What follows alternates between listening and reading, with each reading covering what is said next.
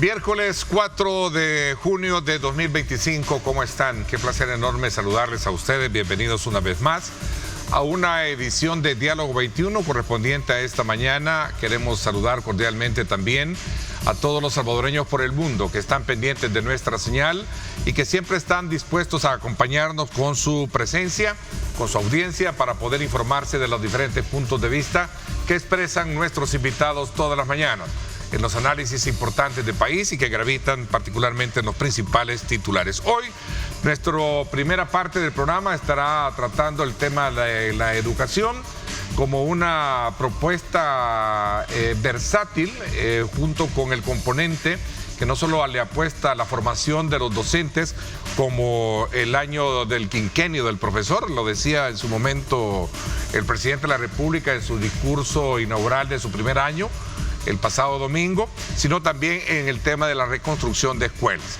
Tema muy importante que vamos a tratar esta mañana con nuestros invitados, por lo que le invito a usted a que nos acompañe. Quédese con nosotros.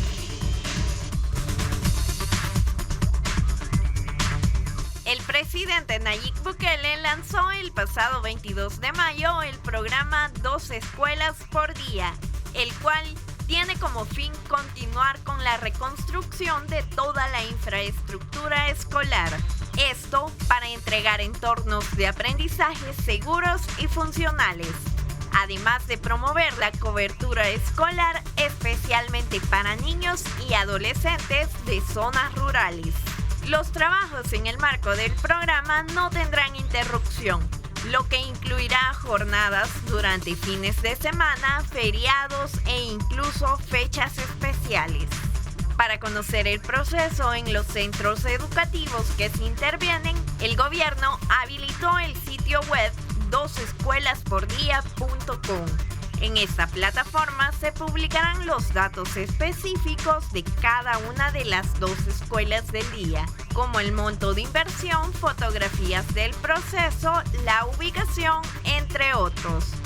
Para profundizar más en este tema, siga con nosotros en Diálogo 21 con nuestros invitados. Informó Evelyn Granados.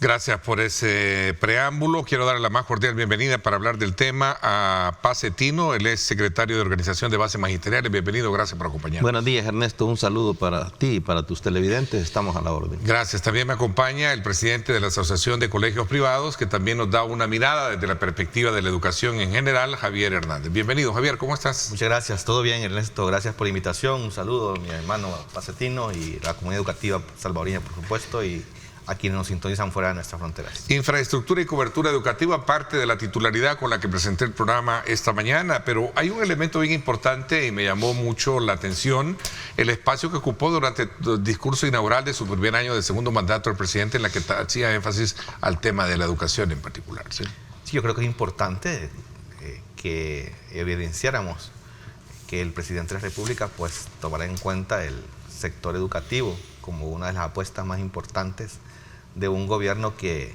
está, digamos, poco a poco llevando a cabo también no solo la infraestructura como un tema prioritario, sino también una reforma educativa que también nos trae no solamente una remoción de contenido, sino también de un pensum de asignaturas que pues va cambiando poco a poco como la educación lo es. Yo creo que es importante, Ernesto, aquí poner en perspectiva que, como dijo Sócrates, ¿verdad?, solo existe un bien, el conocimiento, y solo existe un mal, la ignorancia. Yo creo que los colegios privados hemos estado trabajando todo el tiempo por este, digamos, afán de que el conocimiento se apodere de nuestro sistema y que sea pues el bien por el cual vamos a caminar para el éxito del país. Por supuesto, una población más despierta como tal. Exacto. Bien, señor Cetino.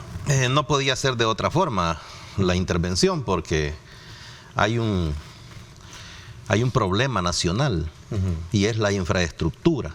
La infraestructura de la escuela pública llegó a su fin por el abandono que se ha venido haciendo de la misma por años y años. A nosotros se nos ¿Viene de años? Exactamente, exactamente. Esto tiene 15, 18, 20 años. A ver, nosotros siempre hemos pedido auxilios siempre hemos pedido auxilios, pidiendo que se nos reparen o que se nos mejoren las condiciones de trabajo. Y hemos sido criticados por eso. ¿Qué es lo que ha sucedido? Que se dejó el problema, no se atendió adecuadamente y hoy tenemos un colapso de la infraestructura de la escuela pública. Hay escuelas donde, bueno, hoy ustedes presentaban en la mañana una escuela que prácticamente colapsó con las primeras lluvias. ¿Qué es lo que sucede? Lo que hizo es reconocer, además, que hay una meta fallida, ¿verdad? Proponer 1000 escuelas por año, en un año, era una meta que cualquiera de nosotros dijo no va a ser posible. Entonces hoy se baja el número y se dice 2 escuelas por día. ¿Qué es lo que significa esto? Que en 365 días corridos, como dijo, que no hay ni vacaciones ni fines de semana, tendremos un promedio de 700 y pico de escuelas intervenidas. De las que ya en el pasado, como usted dice, de décadas que han estado dañadas y no se han reparado.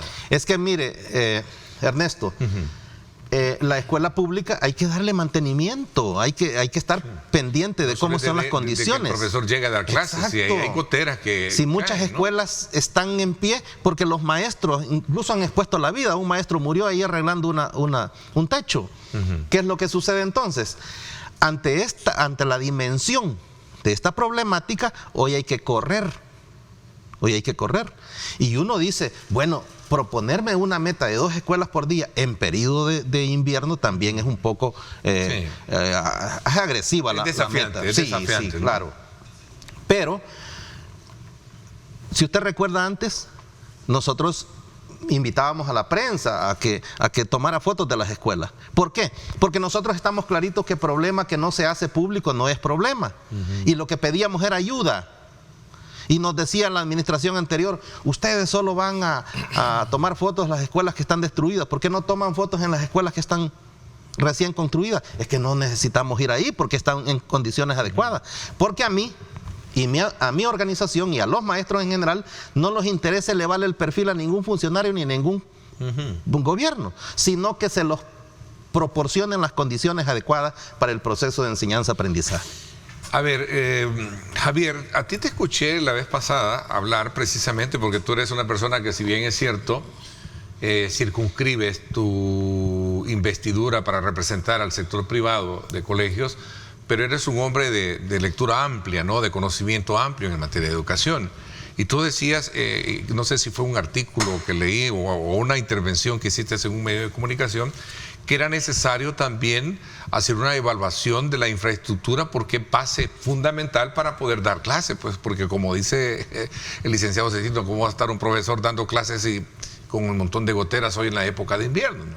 Sí, fíjate que aquí hay que hacer una reflexión importante.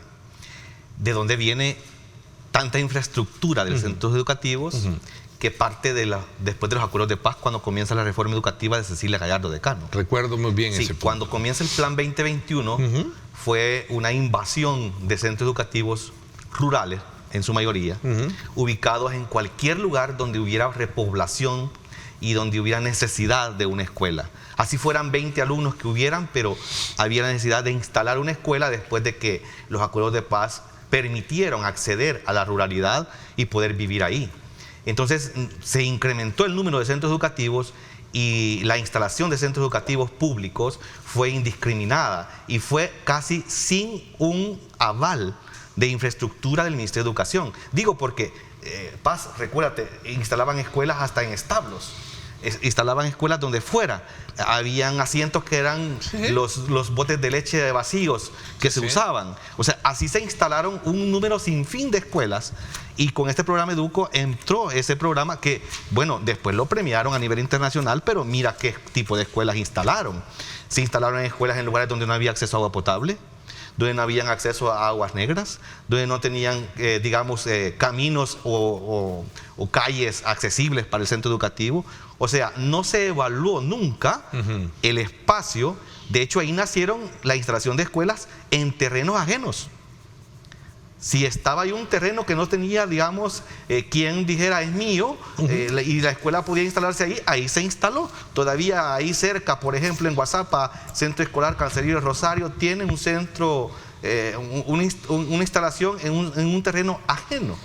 Entonces, hay así como estos miles de escuelas así instaladas. Ahora, si las condiciones para instalar un centro educativo, público o privado, se cumplieran igual en públicos y en privados, te digo, bastantes escuelas quedarían fuera de funcionar. Okay, pero yo recuerdo... Porque a colegios privados, Ernesto, sí, a colegios privados se le exigen un resto de condiciones para instalarse como colegios privados. Bueno, pero es una parte comercial que ellos tienen que debería de Pero tener. tanto derecho tiene tu hijo que estudia en un colegio privado a estar en condiciones que deben de ser cumplidas con derechos, tanto igual derecho tiene también uno que esté en un centro público. Es interesante es el comparativo. No es un invento. El presidente lo reconoció que no se había cumplido la promesa de las 1000 escuelas, ¿verdad? Él lo dijo públicamente, el mandatario, en un año, decía,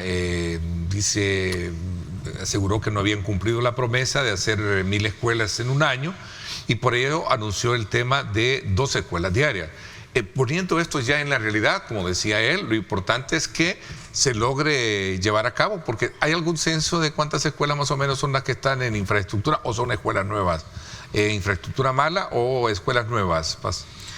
Yo creo que el Ministerio de Educación, a través de su gerencia o unidad de infraestructura, debe tener muy claro cuáles son las escuelas que deben intervenirse inmediatamente, porque mire... Porque hay de escuelas a escuelas que exactamente, están dañadas. Mire, yo trabajaba en una de las escuelas más grandes de Santa Tecla y esa la intervino la administración anterior. Esa escuela no necesita nada ahorita y es una de las escuelas más grandes.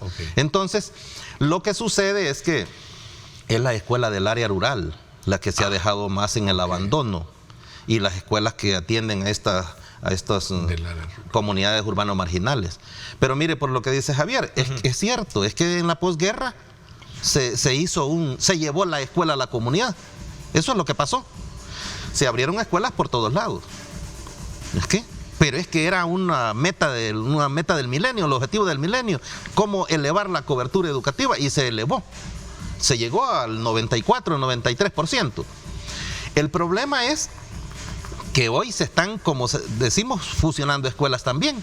Eso va un poco tiene que ver con que hay menos población, ¿verdad? Somos uno de los países que tiene un promedio de 1.7% de natalidad. Entonces eso también nos está generando problemas. Pero nosotros creemos que el Ministerio de Educación ahora debe de hacer una intervención a la escuela pública que en realidad lo necesita, debe priorizarse. Sí. No es ir a reconstruir o a intervenir por intervenir. Es que hay escuelas que ya no pueden, ya es un riesgo que los maestros y los alumnos entren a ella. Por consiguiente, hay que hacer una priorización. A nuestro entender, quizás habrán algunas 500 y más escuelas, unas 550 escuelas que requieren intervención inmediata, porque de lo contrario este invierno las puede cerrar por completo y los estudiantes van a tener que ir a buscar dónde recibir sus clases. Así la situación.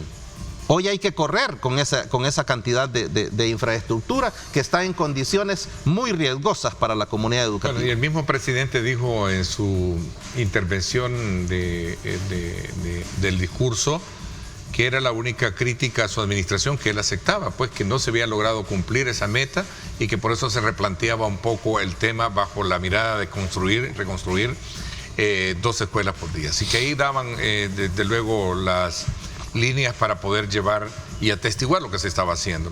Vamos a continuar con esto, pero hay un punto que me parece también que remarcarlo, porque él decía, no podemos, si queremos compararnos con nuestro sistema educativo con el de Suiza, salimos perdiendo, decía. Pero podemos, decía, pero si comparamos a El Salvador de hoy al Salvador de antes, hemos cambiado. Y tú hablabas muchísimo del tema de la reforma educativa, ¿no? Sí. Que toda la vida lo hemos hablado acá. Sí, claro. Me gustaría que de alguna manera montarnos un poco en ese énfasis del que decía el mandatario para poder de alguna manera comprender si esto se va a cumplir o no se va a cumplir a la par del tema de la infraestructura que se está de alguna manera mejorando. Vamos a hablar de esto cuando regresemos. Son las 7 de la mañana con 19 minutos.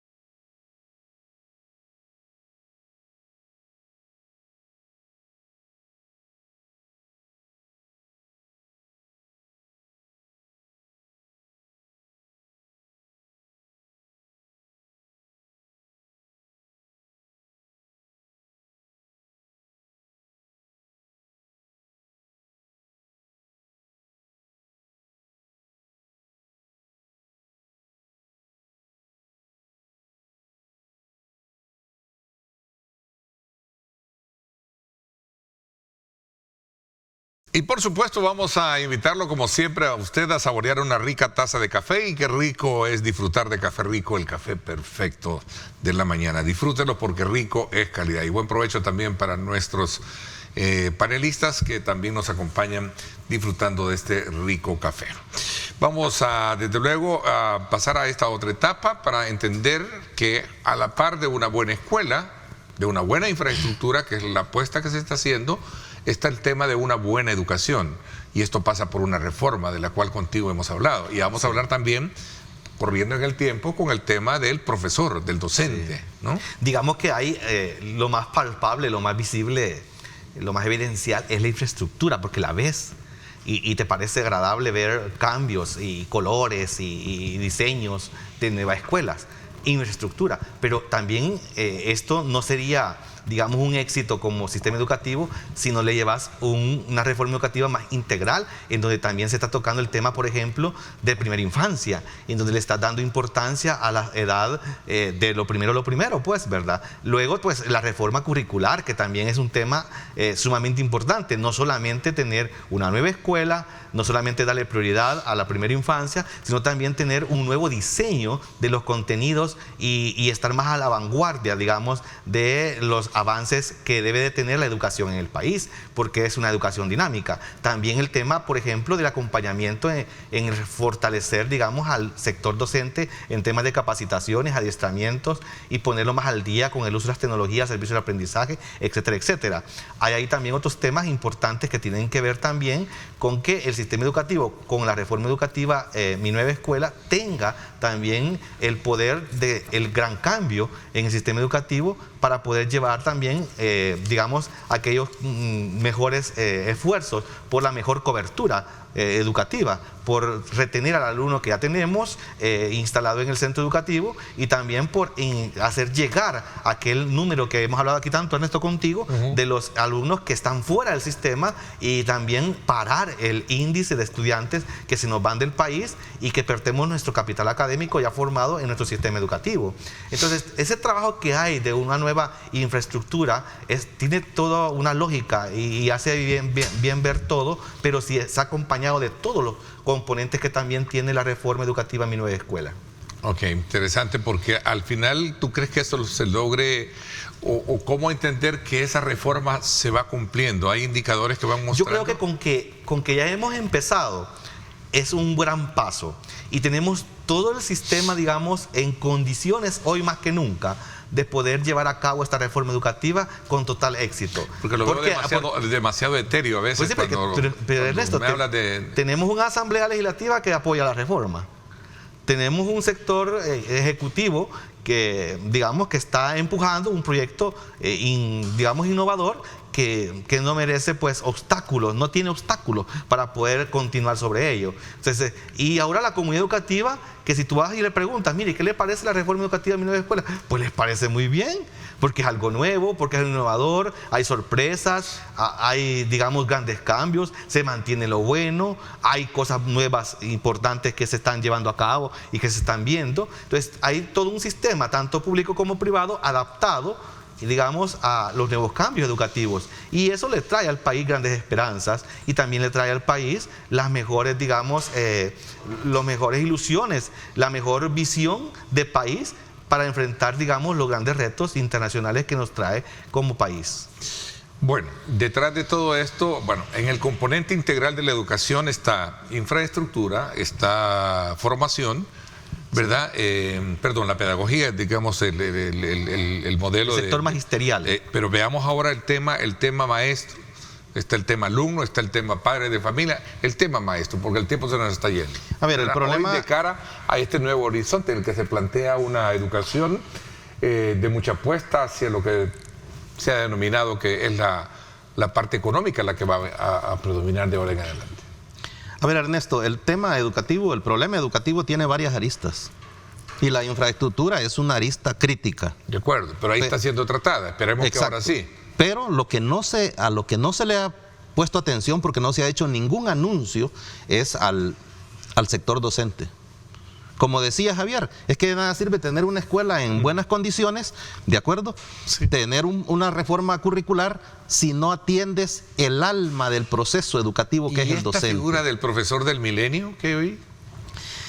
Es que aquí se hace, como decimos, mucha propaganda sobre cosas que en realidad un pedagogo... No, perdón, el quinquenio del profesor, profesor, creo pero que. eso no se observa en lo absoluto. Por ejemplo, el sector docente vive una profunda crisis hoy por hoy en 4 ejes. 1, la economía. 6 años, Ernesto, de que nuestros salarios no se revisan, cuando la ley mandata que hay que hacerlo en periodos no mayores de 3 años. Ya vamos a cumplir 6 años. ¿Se imagina cómo estará la economía de un profesor después de 6 años de que su salario está estático? Bueno, ya se anunció el aumento del salario mínimo. ¿Y los maestros qué? Segundo problema, el problema de salud. Pero tienen el escalafón. Sí, pero el escalafón para los maestros, ¿sabe qué es? ¿Sabe qué significa? $374 en 25 años. Está hablando usted de para ponérselo en números, 0.03 centavos diarios. Ese escalafón es un escalafón diseñado hace años para mantener a los maestros en absoluta pobreza.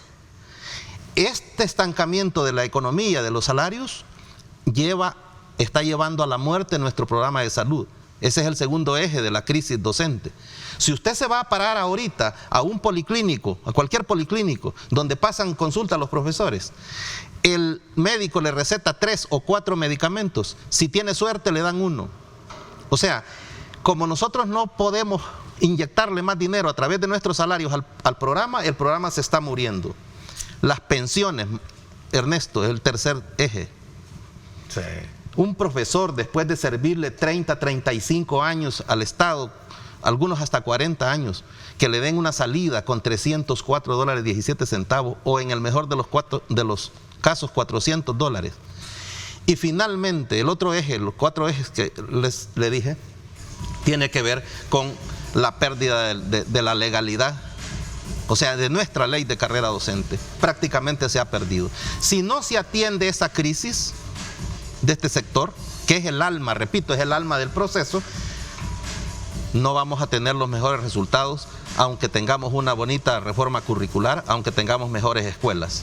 Esa arista hay que atenderla y hay que atenderla ya. Y se los decimos nosotros, los maestros que conocemos la realidad, sin el afán de ofender a nadie, porque siempre se nos ha dicho que hacemos las peticiones porque tenemos algún sesgo político. No, nosotros lo que necesitamos es que se nos ayude y que se ayude al sistema educativo en serio. Es interesante, me quedo todavía, lastimosamente el tiempo se nos agotó, todavía con el, digamos, interés de seguir ahondando, porque creo que el tema de la educación es no solo vital a la hora del abordaje para conocerlo, sino más bien para poder comprender cuáles son los indicadores que van mostrando el avance que se va dando en el acompañamiento del crecimiento económico, que es la perspectiva que ahora le ha inyectado el gobierno después de resolver, y lo decíamos al inicio del programa, uno de los grandes factores que acechaban mucho las escuelas, claro, y a los estudiantes, que era la inseguridad. Por supuesto, así es. Hay que reconocer. Tuvimos un año que tuvimos una gran deserción a causa de eso. A causa de eso. Entonces me quedo todavía con eso, pero habrá más tiempo adelante para seguir abordando este tema de manera tal que podamos seguir conociéndolo. Gracias por haberme acompañado en el programa. Muchas gracias. No, gracias a usted. Gracias a ustedes, 7:31. Nos vamos a la pausa. Cuando regresemos, vamos a conversar con el viceministro de Transporte. Vamos a hablar acerca de un balance de gestión, de cómo están nuestras calles y cuáles son las proyecciones que se tienen para mejorar el tema del tráfico, que sigue siendo, como siempre, la gran apuesta para todos de resolverlo. Vamos a la pausa.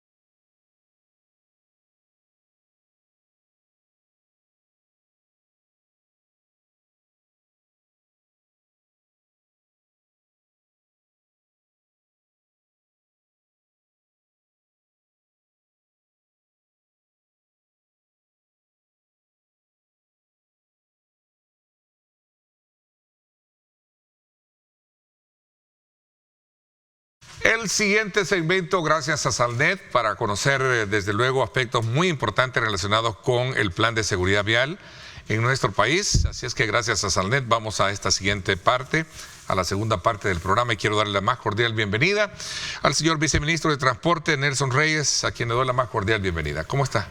Viceministro, bienvenido, gracias. Buenos días, un saludo a la población salvadoreña que nos sintoniza. Muchas gracias por la invitación. Gracias. Viceministro, desde luego el plan de seguridad vial contempla una serie de acciones que buscan ordenar, reducir muchos aspectos importantes. Un balance, ¿cómo está hasta este momento la ejecución del mismo? ¿Qué resultados se tienen? ¿Y cómo se puede de alguna manera percibir o visualizar esto a la hora de salir a la calle? Sí, bueno, hay diferentes acciones que se están realizando. Sabemos que el tema de la seguridad vial es un problema estructural, se necesita abordar desde diferentes frentes, empezando desde la educación, ¿verdad? La educación desde los más pequeños. Nosotros esta semana de la seguridad vial hemos estado realizando diferentes actividades en muchos centros escolares. Hemos estado también trabajando con el Ministerio de Educación para poder actualizar la currícula de los estudiantes y que incorpore elementos de seguridad vial. Recordemos que los niños van a ser en un futuro los conductores que vamos a tener en nuestras calles. Pero asimismo se tienen diferentes planes, diferentes actividades, campañas de concientización, controles que se realizan y obviamente toda la batería de reformas que se han hecho para poder tener un impacto positivo en los temas de siniestralidad vial. Hemos visto resultados, se han tenido resultados. Nosotros si comparamos las cifras del año 2024 con el año 2025, o incluso si lo veíamos hacia atrás, ¿verdad? Del histórico, veíamos que tanto siniestros como los fallecidos siempre iba en incremento. Claro, es un poco complicado reducir la cantidad de siniestros cuando se tiene mayor cantidad de vehículos año con año. Todos los años el parque vehicular crece un aproximado del 8%. 8%. 8%. Esto básicamente es decir... Algo que no se puede parar, viceministro. Se pueden tomar políticas que pueden llegar a frenarlo un poco, pero también no se puede parar. Uno no puede negarle el derecho de tener un vehículo. Exacto, uno no le puede negar el derecho a una persona de comprar su propio vehículo. Eso no se puede hacer, pero obviamente ese incremento en el parque vehicular, en la cantidad de vehículos, genera una presión también en el tráfico, genera una presión también en la cantidad de conductores, en la cantidad de vehículos que pueden tener. Y en la demanda de infraestructura, de la cual todos nos quejamos a la hora de decir esto es insoportable, pero el tema es que la infraestructura no da abasto precisamente por la cantidad de vehículos que andan en la calle, ¿no? Claro, y realmente algo bien se están realizando diversas obras. Hay múltiples pasos a desnivel, carreteras, bypass, que se están construyendo, se están ampliando, pero obviamente también siempre se genera esa presión que menciono con ese crecimiento del parque vehicular. Pero además de la presión que hace sobre el tráfico, también genera la presión sobre los siniestros viales. Hay más conductores, hay más vehículos y por lo tanto la probabilidad de que ocurra un siniestro o un accidente es mayor. Es importante mencionarlo porque a pesar de ese incremento sí se ha visto una disminución sustancial en la cantidad de fallecidos por siniestros viales. De hecho tenemos 88 fallecidos menos en lo que va del año. Eso es arriba del 14%, una disminución del 14%, y como mencionaba, en el histórico, si nosotros lo revisamos, una disminución de ese nivel no se había logrado ver. De hecho era una tendencia al alza constantemente, pero ahora en el 2025 pues tenemos esos 88 personas menos que han fallecido si lo comparamos con el año 2024. Aquí tenemos el observatorio, ¿verdad? Sí, este es el observatorio. Además, son cifras que están públicas. Tenemos el Observatorio Nacional de Seguridad Vial. Esto es un observatorio que nos ayuda también a tomar decisiones basado en evidencia, en datos, y recopila la información de todas las instituciones que se vuelcan al tema de atender siniestros viales. La policía, el sistema de salud, la fiscalía por el tema de medicina legal, todos los actores que tienen un rol en la generación de las estadísticas, pues ya están contemplados en este observatorio y es la cifra que se publica. Ya son datos oficiales y cuadrados entre todas las instituciones. Y como mencionaba, son completamente públicos, la gente lo puede revisar también. Ahora, todo esto pasa por, obviamente, de saber el modelo educativo al cual estamos formados para poder llegar a conducir un vehículo y a poder ser responsable a la hora de tomarlo, ¿no? Cuénteme un poquito sobre cuál es el resultado de las medidas que a nivel de ley, a nivel del reglamento y la reforma se hicieron para poder minimizar e impactar en esto. En el tema de educación específicamente, y yo creo que es importante o de coerción, porque a veces también, o sea, o nos formamos, o nos educamos, nos disciplinamos a partir del exigente que es la ley, ¿no? Hay dos motivadores importantes. Uno puede ser por el lado de la fiscalización y otro por el lado de la educación.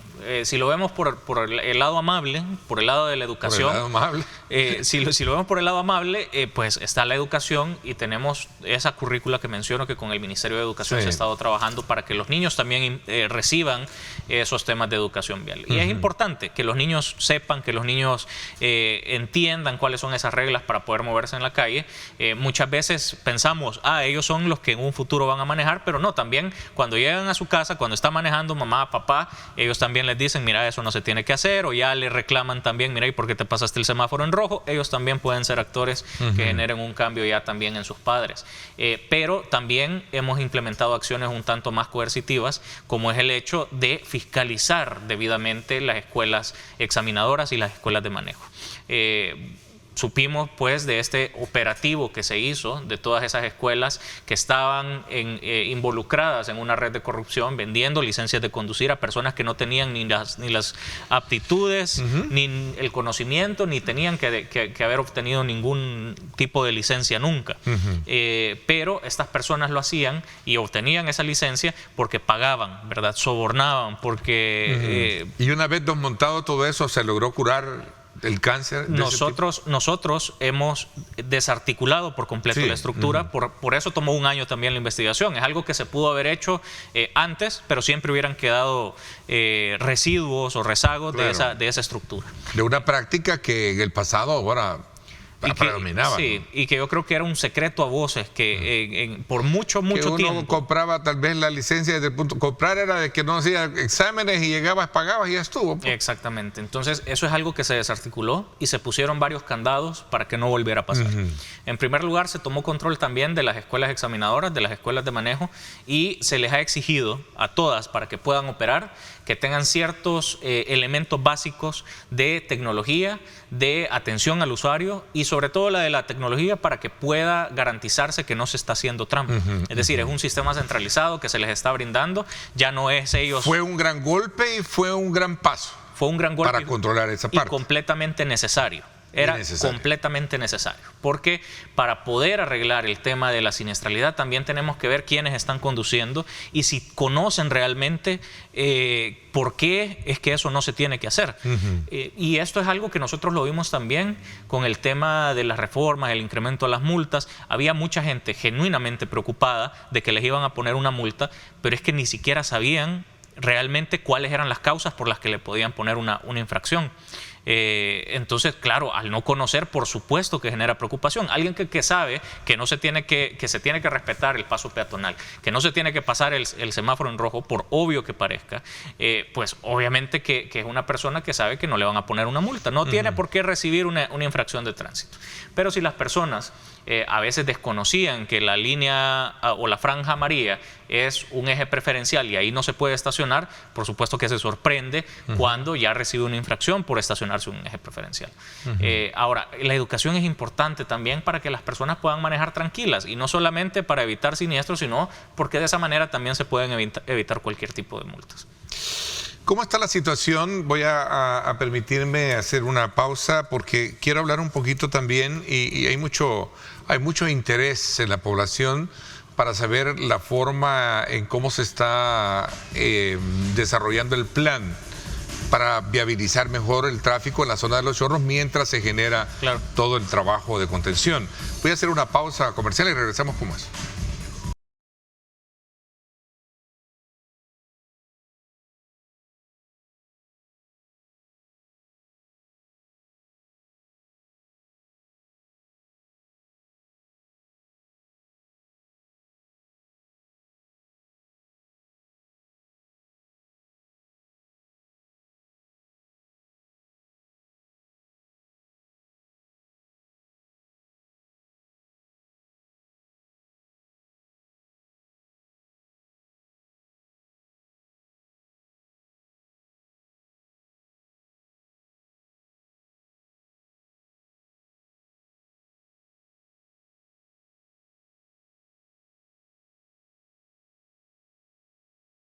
Bueno, gracias nuevamente por estar con nosotros. Importante esta lectura que le estamos dando a cómo está el plan de seguridad vial en el país, que contempla varios aspectos.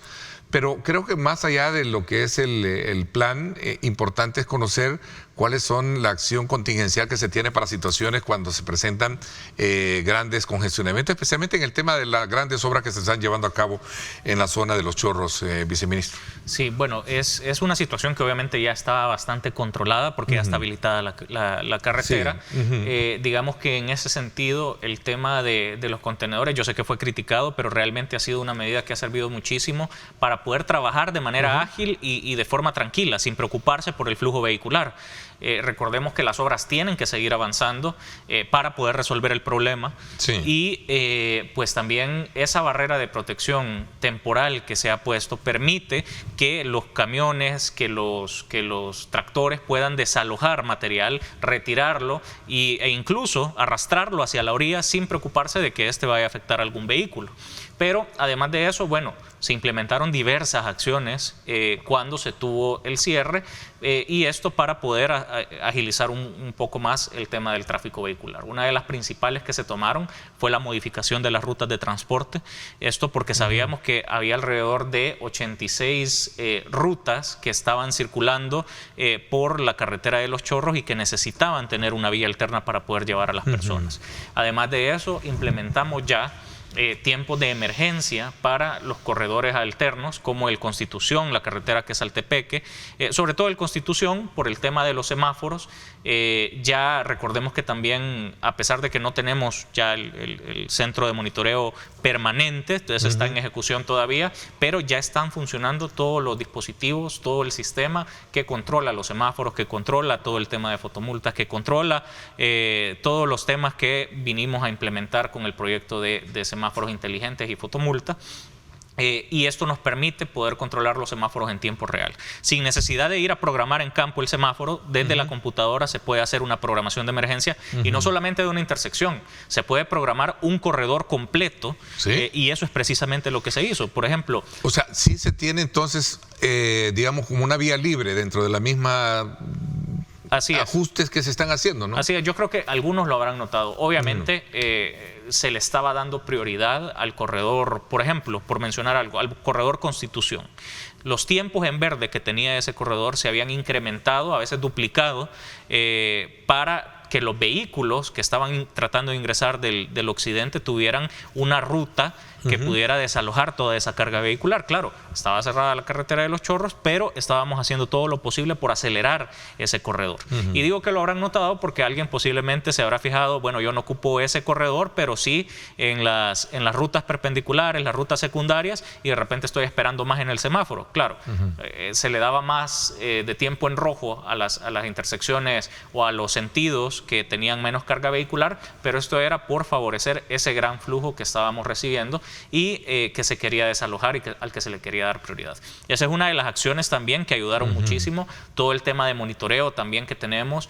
Nosotros tenemos acceso a los sistemas de Waze for Cities. Es una... digamos una plataforma aparte de la aplicación normal que se tiene, brinda más información sobre los reportes de accidentes, cualquier reporte de siniestro o de peligro en la zona también es algo que está siendo monitoreado por nuestros equipos y que nos ayuda también a atender ese tipo de incidentes de forma más rápida. Tenemos todo el tema de las grúas, tenemos grúas que, si bien es cierto, estas en temporada vacacional se ponen a disposición del público, pero tenemos siempre el servicio de las grúas para cuando necesitamos mover un siniestro. Rápido, ahí sale. Ahí es donde sale también para que al auxilio, ¿no? Exactamente.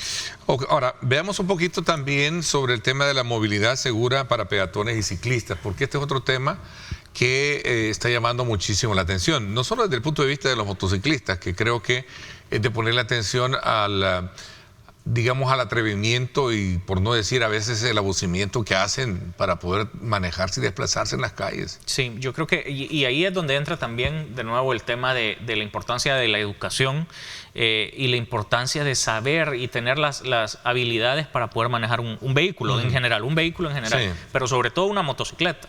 Una motocicleta no tiene todos los elementos protectores que tiene un carro para que una persona pues no se vea tan afectada si tiene un choque. Ahí el motociclista absorbe el golpe directamente con el cuerpo y solamente tiene un casco para protegerlo. En ese sentido, también se han hecho reformas para que los cascos que se utilicen cuando uno es motociclista, pues sean cascos certificados, cascos que verdaderamente le van a proteger de una lesión. Y sobre todo en la cabeza, ¿verdad? Pero eso es por la seguridad de él, pero yo cuando hablo que ponen en peligro no solo la vida de ellos, sino que también el riesgo de que uno cometa el accidente por el abusimiento que hacen. Sí, por supuesto. Y ahí también entra el tema de desconocer esas prácticas seguras. Pero se han estado realizando esfuerzos también para implementar un plan de seguridad vial de motociclistas. Incluye todo el tema de cascos. Hemos tenido también sesiones de capacitación con diferentes sectores de motociclistas, incluyendo deliveries, porque estos también pues, se prestan a un riesgo importante si están cometiendo prácticas indebidas o por llevar caliente una comida, están queriendo ir demasiado rápido, pues ahí también es donde ocurren accidentes, ¿verdad? Pero todas estas son acciones que se han estado realizando. Obviamente es importante hacer ese llamado a la población de la responsabilidad que conlleva el conducir un vehículo. Ahí está, mire por ejemplo estos. Sí, creo que anteriormente estaba un accidente que se veía. Ahí habría que ver muchos factores, ¿verdad? No quiero hacer un juzgamiento técnico porque hay que ver cómo se genera toda la situación. Pero lo cierto es que esto es un pan diario, a eso me refiero. Sí, realmente. Hay que ponerle atención, ¿no? Porque ¿quién de nosotros no nos hemos visto casi, relacionados con una situación de esta naturaleza? Claro. Y es importante decirlo también que hemos tenido una reducción importante en muertes, pero aún así, una gran parte de las muertes que tenemos en carreteras las están poniendo los motociclistas. Prácticamente 1/3 de las muertes que tenemos por siniestros viales son motociclistas. Están poniendo las muertes y es importante que la gente lo sepa. Si usted tiene una motocicleta también, tome las precauciones debidas, maneje con responsabilidad, respete la señalización vial.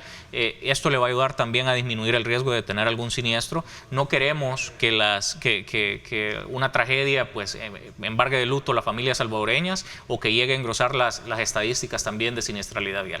El llamado también es a la población a manejar de manera responsable. Obviamente nosotros también vamos a estar realizando diferentes actividades, tanto de concientización por el lado amable como mencionábamos, tanto de educación, pero también en diferentes controles para garantizar que las personas estén respetando la normativa de tránsito. Cuénteme un poquito, entiendo que hubo una semana de la Mundial de la Seguridad Vial, ¿no? Recientemente. Sí, ¿Qué experiencia se sacó de ello? Bueno, es algo que año con año nosotros hemos venido aprovechando para realizar actividades lúdico-educativas en los centros escolares y se visitan diversos centros escolares en el país. Nosotros, esto es algo que quizás no se conozca mucho, pero nosotros tenemos el Parque de Educación Vial. Básicamente es armar una ciudad, armar calles en miniatura para que niños y niñas puedan simular que están en la calle manejando, cruzando la acera, caminando por la acera, cruzando la calle, y esto les permite también, bueno, además de que están jugando, están realizando actividades que les permite educarse en cuanto a seguridad vial. Este parque vial, normalmente nosotros tenemos un complejo donde llegan los centros escolares, pero este parque vial lo movemos a los diferentes centros escolares también, hacemos un parque móvil y hemos estado haciendo actividades junto con Fovial también, junto con el FONAT, para poder realizar ese tipo de actividades lúdico-educativas y que los niños puedan aprender también temas de seguridad vial. Tenemos también esta semana vamos a empezar haciendo esas actividades con nuestro parque vial en diferentes plazas públicas para que la población también lo tenga como una opción y quiere llevar a los niños a hacer algo, pues también lo va a tener en diferentes plazas públicas. Ahora, nosotros sabemos que en el país la cultura de la educación pasa por, en primer lugar, someterse a exámenes de lo que hablábamos al principio a través de las examinadoras, etcétera. Nosotros sabemos que también tenemos el problema del parque vehicular que bien usted reconoce, crece el 8%, me decía, 8% anual. Una infraestructura que con el tiempo, obviamente, y con esa cantidad de vehículos introduciendo, se vuelve hasta cierto punto, digamos, no competitiva, ¿verdad?, para poder rendir. Pero, ¿qué otros, digamos, planes están generando a partir de facilitar no solo carriles especiales, como usted decía, a la hora de poder establecer, digamos, corredores que se cargan y que se vuelven, desde luego, con grandes congestionamientos? Bueno, hay acciones que se pueden estar Hay un paso de implementando. nivel que creo que es el nuevo que se estaba anunciando en el sector del Kilo 5, creo, Sí, donde también. ha ayudado. Y me decía alguien ahí, mira, de felicitarlo porque el semáforo, con solo que está ahorita el semáforo, ha facilitado mucho. Sí. Realmente nosotros Pero viene el paso a desnivel. Viene el paso a desnivel. Nosotros teníamos conocimiento de ese paso a desnivel que ya estaba en el proceso de preparación de bases de licitación. Sí. Ya ahorita ya se publicó. Próximamente pues ya también esperamos que se esté adjudicando y se esté construyendo también, pero sabíamos que se tenía ese problema y decidimos implementar una solución temporal mientras se construía esa obra de paso, y era la instalación del semáforo. También agradecer a la alcaldía que también apoyó con el tema de toda la obra civil, digamos, las bases de concreto, las conexiones. Ellos también pusieron materiales para que ese semáforo se pudiera instalar. Y pues de esa manera es algo que ha ayudado no solo a reducir el tráfico, sino también a reducir los siniestros viales y las muertes por siniestros. Para estas alturas, el año pasado ya teníamos 3 fallecidos en esa intersección del Kilo 5. Este año pues tenemos un fallecido. Igual es una muerte que lamentar, una muerte de un salvadoreño o salvadoreña, pero pues esa reducción se ha visto tanto en el tráfico como en la cantidad de accidentes que han estado ocurriendo ahí. Ok, no puedo pasar por alto preguntarle, ministro, ¿se va a activar el Citran? ¿Se deja a un lado? ¿Viene un nuevo sistema? ¿Qué pasó con los buses chinos? Nosotros hemos estado trabajando en una propuesta integral también para el tema del transporte público. Por un lado se tiene el tema de los buses, que sí, en efecto, hemos mencionado que están en camino. Obviamente todo esto lleva una gestión. No es una operación pequeña la que se está realizando, es una operación grande la que se está gestionando. Son 1.500 buses en una primera fase y otros 1.500 en la segunda fase. Es básicamente todos los buses del área metropolitana de San Salvador, pero al mismo tiempo nos estamos preparando también ya para instalar cámaras y GPS en todas las unidades de transporte colectivo y en alrededor de 5.000 paradas de buses también tener cámaras para poder monitorear la actividad tanto de los pasajeros como de seguridad de todas las personas que transitan que circulan por el transporte público. Este tipo de medidas que ya se publicó, de hecho, ya se presentaron ofertas. De hecho, el 30 de mayo se recibieron las ofertas, ya se está evaluando y pues esperamos que ya próximamente se esté adjudicando y luego de la evaluación se esté adjudicando y luego pues tengamos la orden de inicio para empezar a implementar el sistema de GPS en todos los buses. Esto va a brindar muchas ventajas. Primero, tener información en tiempo real de las rutas que están siguiendo todas y cada una de las unidades, tener un mayor control de fiscalización sobre el servicio que se está prestando, pero también información sobre la eficiencia del servicio, ¿verdad? Que eso es algo importante también para poder ordenar el transporte. ¿Y el Metrocable? ¿Cómo va la situación del Metrocable, viceministro? Bueno, eso es algo que está avanzando también. De hecho, ya el ministro de Obras Públicas ha estado trabajando también ya en las ubicaciones finales que se tienen para el tema del Metrocable y esperamos que próximamente se pueda estar ya iniciando el proyecto. Interesante, vamos a estar muy a la expectativa. Parte de las soluciones que se le está prometiendo es parte a la población, de las soluciones y se está trabajando en diferentes flancos. Sabemos Sabemos que debería ser muy importante darle seguimiento para poder saber de que el tema de desplazarse digamos en la ciudad pues es bien necesario.